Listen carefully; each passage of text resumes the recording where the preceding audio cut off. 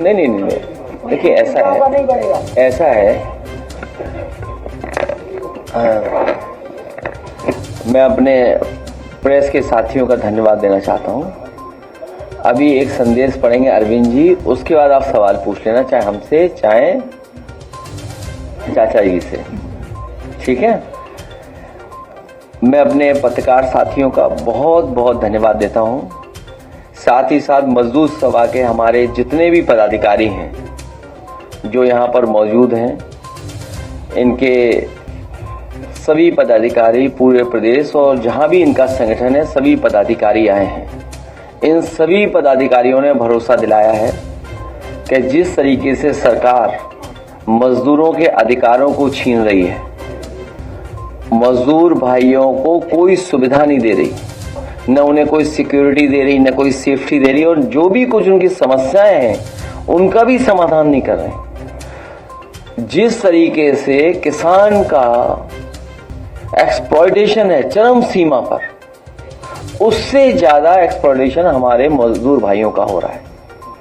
और अलग अलग स्थान पे अलग अलग तरीके से मजदूर भाइयों से काम भी ले रहे हैं, लेकिन जो उन्हें सम्मान मिलना चाहिए, जो उनके अधिकारों के तहत जो सुविधाएं मिलनी चाहिए, वो भी सरकार सुविधाएं नहीं दे रही है।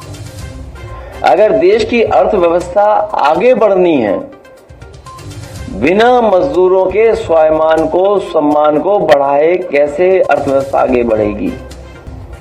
आज भी मैं पढ़ रहा था कि रिपोर्ट ये आई है कि चौथे नंबर पर अर्थव्यवस्था देश की बनने जा रही है। अगर हमारा मजदूर दुखी हो, मजदूर संकट में हो, किसान की आर्थिक स्थिति ठीक ना हो, और उस समय हम ये दावा कर रहे हो कि दुनिया में हमारी अवस्था क्या पहुंचने जा रही, किस स्थान पे हमारी अर्थव्यवस्था पहुंचेगी, ये सवाल खड़ा करता है। इसलिए मैं मजदूर भाइयों की समस्याओं का जो आज इन्होंने एक पॉलिटिकल चार्ट बनाया है, पॉलिटिकल कैलेंडर बनाया है, उसके तहत हमारे मजदूर सभा के लोग काम करेंगे। और भविष्य में जो समाजवादी पार्टी की लड़ाई है उसमें मजदूर भाइयों का और खासकर समाजवादी मजदूर संगठन का बहुत बड़ा योगदान होने जा रहा है। इनका नाम भी बड़ा आसान है, SMS, समाजवादी मजदूर सभा। ये नाम ऐसा है जो याद नहीं करना है, सबने पहले ही रटा हुआ है, SMS। ये SMS हर मजदूर की समस्या का SMS हम लोगों तक पहुंचाएगा। ये हमारे SMS ताकत बनेगी, हमारी पार्टी के संगठन की मजबूती पहुंचाने का काम करेंगे। दूसरे हमारे झांसी के किसान भाई आए, पहले भी आए थे, एक डेलीगेशन बना करके मैंने लीडर ऑपोजिशन जो अपर हाउस में उनके साथ भेजा था, संबंधित अधिकारियों से बैठक करके आए। जिला अधिकारी महोदय ने जो आश्वासन दिया है, स्वाभाविक ये बात स्वीकार की जाती है कि अगर जिलाधिकारी महोदय कोई बात को मान रहे हैं तो इसका मतलब सरकार भी उससे सहमत है। अगर उस समय के जिलाधिकारी महोदय जो भी रहे थे, उन्होंने आश्वासन दिया है कि हम समस्याएं जो किसानों की उनका समाधान करेंगे, तो दोबारा जाकर के हम लोग अपने लीडर ऑपोजिशन को कहेंगे कि दोबारा जाकर के एक बार किसानों के बीच और वहां पर संबंधित अधिकारियों से बातचीत कर करके फिर आगे इस लड़ाई को हम बढ़ाएंगे। और अगर ये सरकार ने फैसला लिया है कुछ कैबिनेट्स में जो हमारी जानकारी में नहीं है, लेकिन हम किसानों के लिए, ये जो झांसी के किसान या उत्तर प्रदेश के अलग अलग जगह के किसानों को जो विकास के लिए, उद्योग के लिए, कारोबार के लिए जमीन छीनी जा रही है, समाजवादी पार्टी की मांग है कि उनको बाजार भाव मिलना चाहिए, बाजार की कीमत मिलनी चाहिए, जो मार्केट प्राइस है वो मिलना चाहिए। और दबाव बना करके किसी भी सहमति के कागज पर दस्तखत नहीं कराने चाहिए। हमारे किसान भाई कई बार नहीं समझ पाते हैं, उन्हें समझाया कुछ जाता है और कहा जाता है कि इस कागज पर दस्तखत कर दो, और जब एक बार दस्तखत हो जाते हैं तो उसके बाद उनके पास कोई अधिकार नहीं बचता है। जब लैंड एक्विजिशन एक्ट है और हम और आप सब ये मानते हैं कि हमें किसानों के साथ खड़े रहना है, किसानों को लाभ पहुंचाना है, तो सर्किल रेट बढ़ा करके जो 4 गुना मुआवजा है या मार्केट वैल्यू है, मार्केट वैल्यू के हिसाब से उनको मिलना चाहिए। और जिन किसानों के नाम पर जमीन दर्ज नहीं है, क्योंकि सरकार ने ही उन्हें जमीन दी है जब विस्थापित हुए हैं तो, और अगर सरकार ने ही विस्थापित किया है, पहले भी उनकी जमीन ली जा चुकी है और फिर जमीन ली जा रही है। ये सच है कि जमीन की मारामारी है। इसीलिए Bharatiya Janata party land acquisition act ला रही थी, ऐसा कानून ला रही थी कि हमारे किसानों की जमीन छीन जाए। आज भी भारतीय जनता पार्टी के लोग ही जमीन छीन रहे हैं। जितनी जमीन है वो एक्सपेंड नहीं हो सकती है, जो जमीन है वो उतनी ही रहेगी। जैसा हमारे नेताजी के नाम के नामारासी राजपूत जी ने बताया कि परिवार को एक समय पर 5 एकड़ जमीन मिली थी। भाइयों के बंटवारा, उनके बेटों के बंटवारे के बाद जमीन उनके हाथ में कुछ है ही नहीं। ये एक परिवार की कहानी नहीं है, पूरे देश के तमाम परिवारों की यही कहानी है। और इसलिए भी ये संकट का समय, क्योंकि जमीन एक्सपेंड नहीं हो सकती। जो इंफ्रास्ट्रक्चर बन रहा है, जो विकास हो रहा है, उससे जमीन और कम होती जा रही है। आप लोगों को याद होगा, नेताजी हमेशा कहते थे कि जमीन सिकुड़ रही है। जितनी सड़कें बनेंगी, जितना इंफ्रास्ट्रक्चर काम होगा, हमारी जमीनें उतनी कम हो जाएंगी। कभी किसी ने पुराना लखनऊ देखा होगा तो लखनऊ छोटा सा शहर रहा होगा।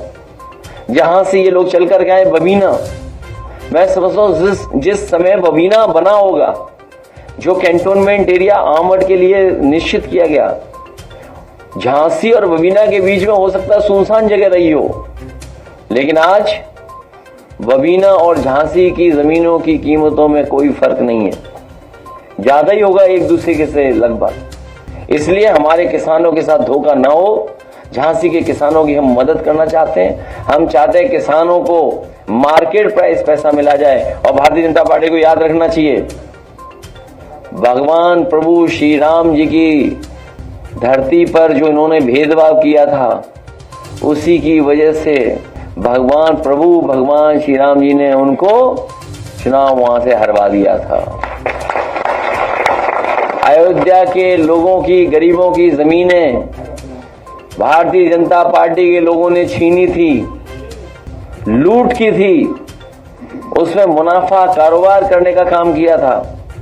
उसी का परिणाम यह हुआ कि प्रभु श्री राम जी ने भारतीय जनता पार्टी को अयोध्या की धरती से हरा दिया था और पूरे देश में एक संदेश दिया था कि कम्युनल पॉलिटिक्स का अंत होगा, कम्युनल पॉलिटिक्स और आगे नहीं बढ़ सकती है।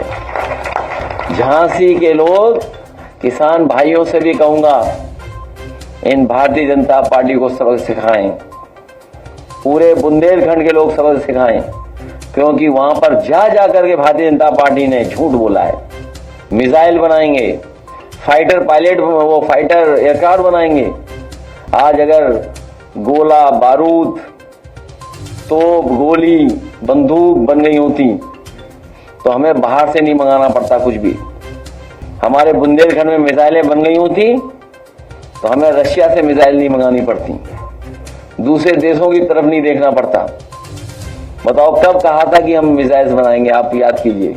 लेकिन सुनने में आया है कि वो होम मिनिस्ट्री से कोई एक आया है चिट्ठी कि अब कोई बात नहीं कर सकता है डिफेंस को लेकर के, इसलिए हम अपने शब्द वापस ले रहे हैं। लेकिन भारतीय जनता पार्टी ने वादा ये किया था कि हम मिसाइल्स बनाएंगे, तोप बनाएंगे, टैंक बनाएंगे, राइफलें बनाएंगे, SLR बनाएंगे, मशीन गन्स बनाएंगे, न जाने क्या क्या बनाएंगे। लेकिन सुनने में आ रहा है झांसी में या बुंदेलखंड में कहीं भी सुतली का बम भी नहीं बनाया इन्होंने, और जमीन ले ली किसानों की। इसलिए इन किसानों के साथ धोखा ना हो, इन किसानों के साथ बेईमानी ना हो। अपने किसान भाइयों को हम कहते हैं, समाजवादी सरकार बनवाइए, मार्केट प्राइस से आपको मुआवजा दिलाने का काम करेंगे और सरकार के किसी कागज पे दस्तखत ना करें, सरकार के किसी कागज पे दस्तखत ना करें। आज जब मैं सुबह सुबह उठा, सुबह ही सुबह 6:15 के बाद एक खबर आई कि आगरा में अमन यादव का इनकाउंटर कर दिया गया। जैसे ही मैं उठा और कुछ देर बाद वो फ्लैश होना शुरू हो गई न्यूज, तो पता नहीं क्या मेरे मन में आया कि ये असली इनकाउंटर नहीं है, ये फेक इनकाउंटर है। तभी देखा मैंने कि आगरा से कार्यकर्ता का फोन आ रहा है। मैंने फोन उठा लिया तो जानकारी हुई कि सरकार के लोगों ने उसका गलत नाम चलवाया है। जो सरकार इनकाउंटर कर रही हो और उसका असली पूरा नाम न जानती हो, तो बताओ फेक इनकाउंटर है कि नहीं है? जो सरकार असली पूरा नाम भी नहीं जानती है, ये जाति विशेष, खासकर हम सबको और खासकर समाजवादियों को, क्योंकि जैसा हमारे किसान भाई कह रहे थे, उन्हें पीड़ा है, जिसको पीड़ा है, तकलीफ है, उसके साथ पीडीए है, पीडीए है उनके साथ। जाति विशेष को बदनाम करने के लिए इन्होंने नाम जानबूझ करके चलवाया। जब मैंने वहां के लोकल पत्रकार साथियों से पूछवाया कि आखिरकार ये नाम क्यों लिखा गया, क्यों फ्लैश किया गया, तो उन्होंने कहा कि पुलिस के हैंडल पे ट्वीट किया गया था या मैसेज गया था। मैंने तत्काल उससे कहा कि उस मैसेज की स्क्रीनशॉट मांगिए, तो उसके बाद उसने स्वीकार किया प्रेस के लोगों कि उसे मौखिक बताया गया था। पुलिस के किसी बड़े अधिकारी ने उसे ब्रीफ किया था पत्रकारों को। इसलिए समाजवादी पार्टी की मांग है, जिसका असली नाम भी नहीं सरकार जानती है, पूरा नाम, ऐसे अधिकारी को तत्काल निलंबित करना चाहिए। जो बदनाम करना चाहता है, ये आपराधिक कृत्य है।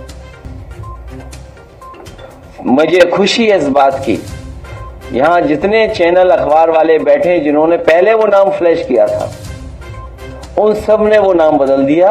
मैं अपने प्रेस के साथियों का धन्यवाद देना चाहता हूं। नाम बदल दिया, इसका मतलब उन्हें पता है कि पीडीए की सरकार आ रही है।